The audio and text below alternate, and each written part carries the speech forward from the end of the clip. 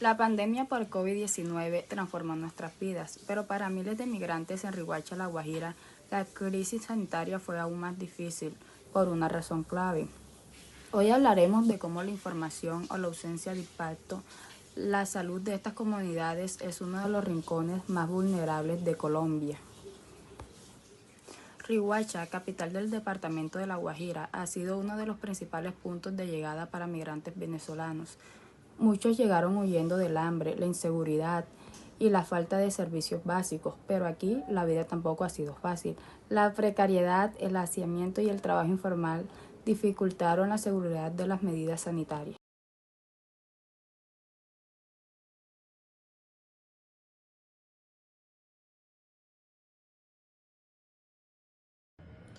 Primeramente voy a hablar sobre el impacto a la salud y cómo la comunicación fue sumamente importante para un mejor manejo de esta. La falta de información sobre este nuevo virus, como lo era el COVID-19, fortaleció el miedo que había entre los habitantes. El hecho de que no se realizaran pruebas médicas debido al desconocimiento de este mismo fortaleció de alguna manera la salud casera y los remedios caseros que se fueron inventando poco a poco con el fin de empezar a solventar un poco todos los efectos negativos que había creado este nuevo virus. Los migrantes de este mismo modo, cuando se encontraban mal de salud, no se registraban a los sitios de salud por miedo a que los deportaran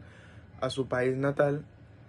y eso agravó mucho la situación. Solo cuando la comunicación empezó a ser asertiva y empática,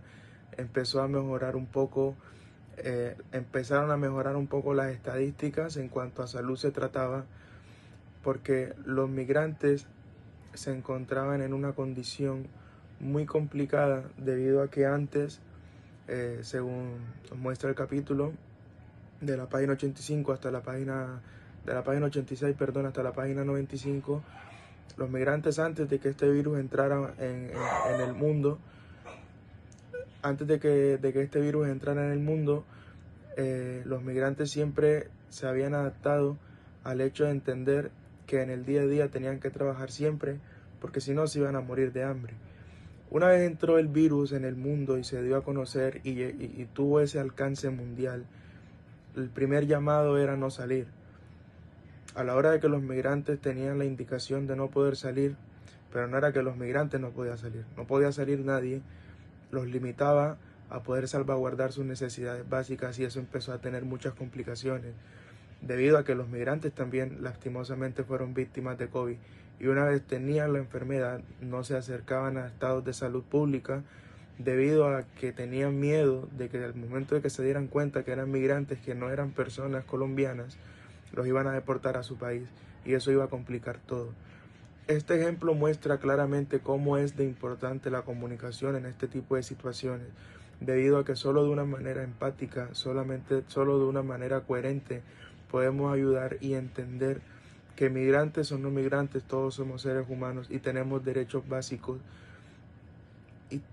dentro de esos derechos básicos está el derecho a la salud. No debe haber una razón por la cual en un estado de emergencia, como lo fue en la época del COVID-19, que cogió lastimosamente a todos los seres humanos de sorpresa, se les vulneraran derechos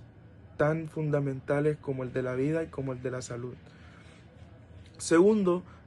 acerca de las lecciones y recomendaciones, teniendo un poco siempre la comunicación como eje fundamental para poder solventar todo este tipo de situaciones. La recomendación siempre fue tratar de hablar con la verdad, teniendo en cuenta que lo principal siempre era salvaguardar la salud y las necesidades básicas que tuviera cualquier migrante, porque no dejaban de ser seres humanos. Por último, de manera de cierre y en tono de reflexión, también se hablaba mucho de que la comunicación salva vidas, y que a veces creer el hecho de entendernos con otros que tienen idiomas distintos, a veces creen que es un lujo. En estados como el que tuvimos no hace mucho tiempo con el COVID-19, específicamente en La Guajira, Riohacha, Colombia, Comunicarse con los demás era una necesidad, no un lujo. Comunicarnos de una manera coherente, de una manera asertiva y de una manera solidaria puede salvar vidas. Y es el mensaje que se queda más allá de lo estadístico, más allá de todo aquello que tuvo que ver en ese periodo de tiempo en el que los seres humanos que habían estado, que habían inmigrado a la Guajira, no tuvieran la oportunidad de que se les respetaran derechos tan básicos como son los de la vida y los de la salud.